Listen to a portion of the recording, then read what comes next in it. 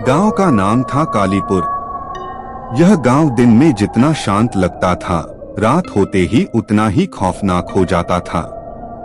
गांव के बाहर एक पुराना बरगद का पेड़ था। लोग कहते थे कि उस पेड़ पर एक चुड़ैल रहती है जो उल्टी लटकती है। गांव के बुजुर्ग हमेशा चेतावनी देते, सूरज ढलने के बाद उस रास्ते से मत जाना, वरना वो तुम्हें देख लेगी। लेकिन हर कहानी में एक ऐसा इंसान होता है जो इन बातों को मजाक समझता है। उसका नाम था राघव। एक दिन राघव देर रात खेत से लौट रहा था। शॉर्टकट लेने के चक्कर में वह उसी बरगद के पेड़ वाले रास्ते पर चला गया। हवा अचानक ठंडी हो गई।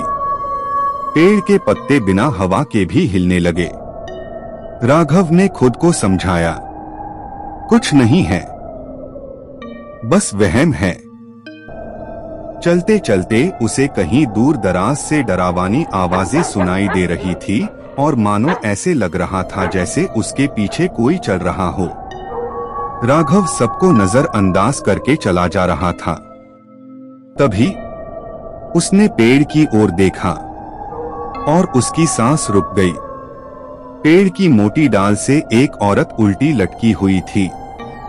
उसके लंबे लंबे बाल नीचे झूल रहे थे, आंखें लाल और चेहरा उल्टा। धीरे धीरे उसने अपना सिर घुमाया और सीधे राघव की तरफ देखने लगी। फिर उसने हंसना शुरू किया। राघव के पैर जैसे जमीन में जम गए।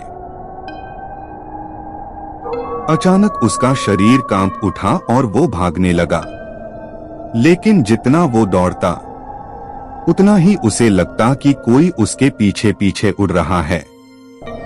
उसके कान के पास एक ठंडी आवाज आई, कहाँ भाग रहा है? राघव ने पीछे मुड़कर देखा। वो चुड़ैल अब जमीन पर खड़ी थी, लेकिन उसके पैर उल्टे थे। किसी तरह राघव घर पहुंचा, लेकिन वो पूरी रात सो नहीं पाया। अगले दिन गांव के सबसे बूढ़े आदमी ने उसे सच बताया। वो चुड़ैल पहले इसी गांव की औरत थी। उसके साथ बहुत बुरा हुआ था। उसे उसी पेड़ पर मारकर लटका दिया गया था। तभी से वो हर रात उसी तरह उल्टी लटकती है और जो भी उसे देख ले उसे छोड़ती नहीं। राघव डर गया, लेकिन असली डर अभी बाकी था। तीसरी रात राघव अपने कमरे में सो रहा था। अचानक उसकी आंख खुली। उसे लगा कोई छत पर चल रहा है। ठक ठक ठक। उसने ऊपर देखा और उसकी चीख निकल गई। छत पर वही चुड़ैल उल्टी लटकी हुई थी और धीरे धीरे उसके करीब आ रही थी। उसने फुसफुसाकर कहा, अब तू भी मेरे साथ रहेगा। गांव वालों ने राघव को उसी बरगद के पेड़ पर पाया। वो भी उल्टा लटका हुआ था।